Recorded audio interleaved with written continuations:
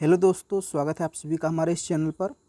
दोस्तों, हम लोग पढ़ रहे थे मौर्योत्तर काल, और मौर्योत्तर काल में हम लोग देशी शासकों के बारे में पढ़ चुके हैं।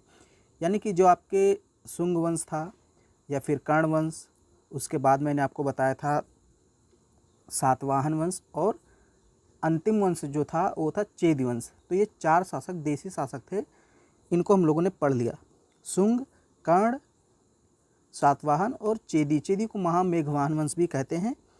तो वो सारी वीडियोस पड़ी हुई हैं। फिर जो दूसरा सेक्शन था वो था विदेशी शासकों का। मैंने बताया था मौर्योत्तर काल में 2 प्रकार के शासक हुए, देशी शासक, विदेशी शासक।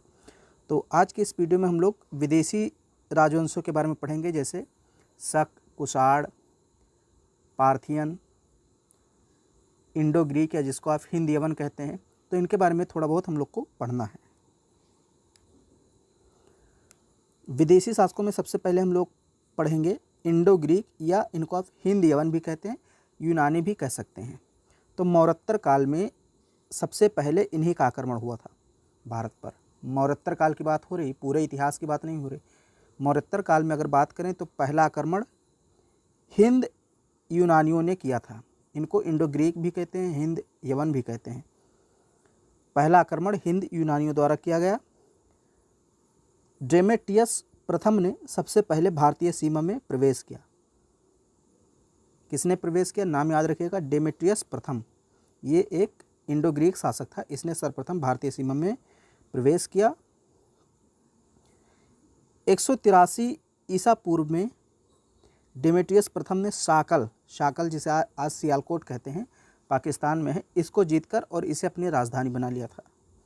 डेमेट्रियस प्रथम ने 183 ईसा पूर्व में सियालकोट को जीता था, जिसे पहले शाकल बोलते थे, और जीतकर इसे ही अपनी राजधानी बनाया था।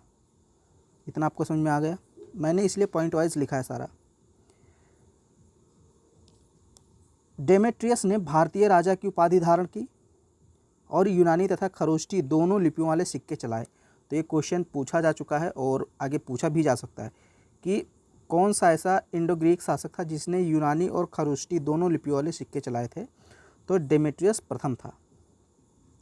फिर इसके बाद यूक्रेटाइड्स शासक बनता है, और इसने भी तक्षशिला को अपनी राजधानी बनाया था। तो याद रखिएगा, यूक्रेटाइड्स जो था ये भी एक हिंद यवन शासक था, और इसने राजधानी कैसे बनाया था? तक्षशिला को। डेमेट्रियस प्रथम ने कैसे बनाया था?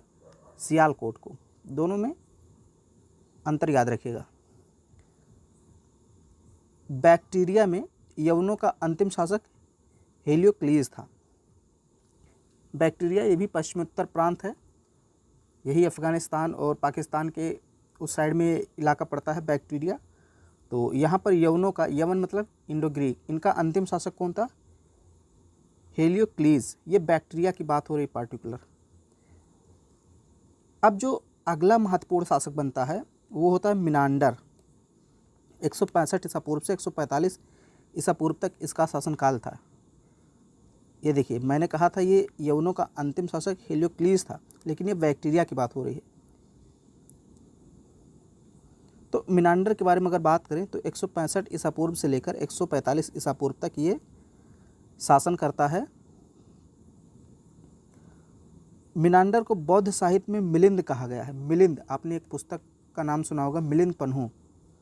तो बौद्ध अनुयायी था मिनांडर या मिलिंद। एक बौद्ध ग्रंथ है मिलिंद पन्हू, इसमें बौद्ध भिक्षु नागसेन एवं मिनांडर के बीच वाद विवाद का उल्लेख मिलता है। तो ये भी याद रखिएगा, वाद विवाद का उल्लेख कहाँ मिलता है? नागसेन और मिनांडर के बीच मिलिंद पन्हू में। मिलिंद किसको कहा गया है? मिनांडर को।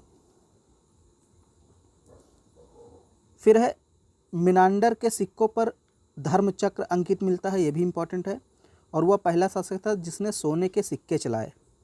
तो ये क्वेश्चन अक्सर पूछा जाता है एग्जाम में कि सोने के सिक्के सर्वप्रथम किसने चलाए? तो याद रखिएगा, हिंद यवन शासकों ने चलाए थे। और हिंद यवन शासकों में कौन सा शासक था? मिनांडर या मिलिंद, कोई भी ना मिले, मिलिंद या मिनांडर। और अगर हिंद यवन शासक या इंडो ग्रीक मिलता है तो भी ऑप्शन सही होगा। सबसे पहले सोने के सिक्के भारत में हिंद यवनों ने चलाए थे।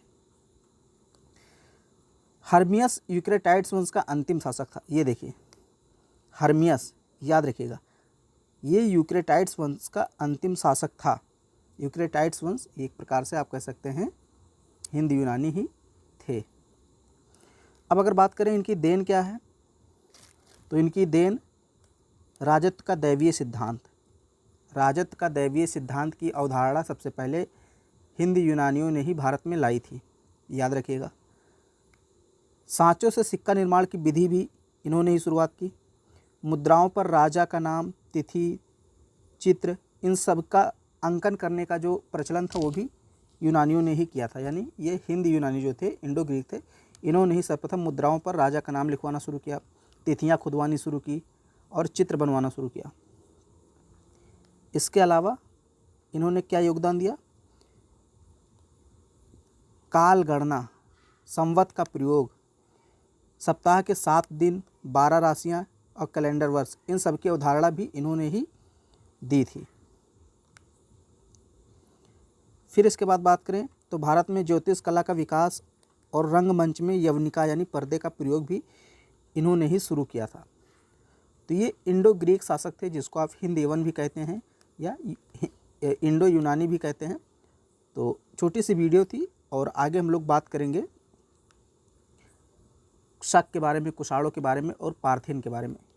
तो उम्मीद करता हूँ वीडियो आपको पसंद आया होगा, तो इसको लाइक कर दीजिए, शेयर कर दीजिए और हमारे चैनल पर पहली बार आए हैं तो चैनल को सब्सक्राइब जरूर कीजिए।